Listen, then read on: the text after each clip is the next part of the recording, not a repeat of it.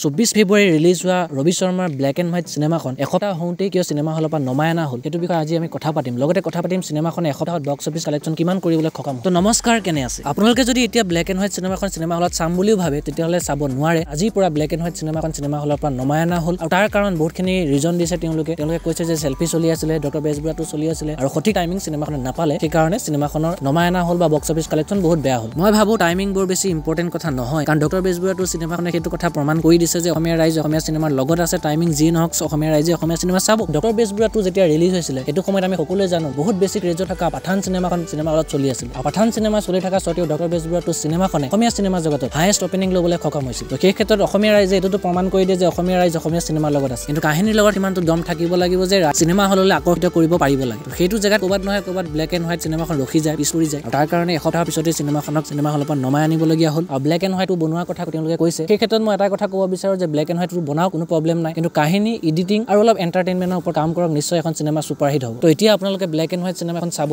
নোৱাৰে সেইটো এটা বহুত দুখৰ খবৰ কিন্তু সুখৰ খবৰ এইটোৱে যে আপুনি আমাৰ এই চেনেলটো ছাবস্ক্ৰাইব কৰি ল'ব পাৰে অসমীয়া সিনেমা জগতৰ লগত জড়িত নতুন আপডেটবিলাক পাই থাকিবলৈ আৰু ব্লেক এণ্ড হোৱাইট সিনেমাখন যদি আপোনালোকে এতিয়া চাব বিচাৰিছে যেতিয়ালৈকে আপোনালোকে চোৱা নাছিলে কিবা কাৰণত এতিয়া যদি চাব বিচাৰিছে তেতিয়াহ'লে ব্লেক এণ্ড হোৱাইট সিনেমাখন অনলাইন উপলব্ধ আছে সিনেমা হলতে কম খৰচত 100 টকা টিকেটৰ জৰিয়তে আপুনি এই সিনেমাখন অনলাইন চাব পাৰে নিজেও চাব পাৰে আৰু নিজে চোৱাটো আপোনালোকে ফেমিলিক দেখুৱাই নেদেখুৱাই এইটো আপোনালোকৰ কথা দেখুৱাব পাৰে তো আমি সকলোৱে গম পালো যে ব্লেক এণ্ড হোৱাইট সিনেমাখন এসপ্তাহে বক্স অফিচত চলিলে অসমীয়া সিনেমা জগতত এসপ্তাহ চলিলে তো সেই এসপ্তাহৰ বক্স অফিচ কালেকশ্যন কিমান যদি জানিব বিচাৰিছে তেতিয়াহ'লে চাই থাকক মই জিম কৰি আছিলোঁ যে ব্লেক এণ্ড হোৱাইট সিনেমাখনে প্ৰথম 3 দিনত হয়তো 15-20 লাখৰ ব্যৱসায় কৰিব আৰু গোটেই সপ্তাহটো যদি চলে তেওঁ নিশ্চয় 30-40 লাখ টকাৰ বিজনেছ কৰিব কাৰণ সিনেমাখন চাই বাজেট এনেকুৱা লাগি আছিলে 30-40 লাখৰ বাজেটতে সিনেমাখন বনোৱা হৈছে কিন্তু বহুত বেয়া লাগিলে যেতিয়া গম পালো যে সিনেমাখনে প্ৰথম 3 দিনত বক্স অফিচ কালেকশ্যন কৰিবলৈ সক্ষম হৈছিলে 4-5 লাখ টকা আৰু পিছৰ 4-5 দিনত তেনেকৈ 3-4 লাখ টকাই কালেকশ্যন কৰিবলৈ সক্ষম হ'ল আৰু মই আপোনালোকক যদি ব্লেক এণ্ড হোৱাইট সিনেমাখনৰ টোটেল এসপ্তাহ বক্স অফিচ কালেকশ্যনৰ বিষয়ে কওঁ তেতিয়া প্ৰায় 9 লাখ টকাৰ কালেকশ্যন এই সিনেমাখনে কৰিবলৈ সক্ষম হ'ল আৰু য'ত ৰবি শৰ্মা আছিলে ৰবি শৰ্মাৰ নাম জড়িত হৈছিলে তাৰ পিছতো যদি এখন সিনেমাই 9 লাখ টকাৰ কালেকশ্যন মাত্ৰ কৰি পেলাই সিনেমা হলৰ পৰা নামি আহিবলগীয়া হৈছে তেতিয়ালৈকে আপোনালোকে ভাবিব পাৰে যে কিহৰ কাৰণে এইটো হ'ব পাৰে কাৰণ অসমীয়া ৰাইজৰ ছাপোৰ্টৰ কথাত মই ডক্টৰ বেজবৰুৱাটোৰ কথা ক'লো অসমীয়া ৰাইজ অসমীয়া সিনেমাৰ লগতে আছে আৰু যদি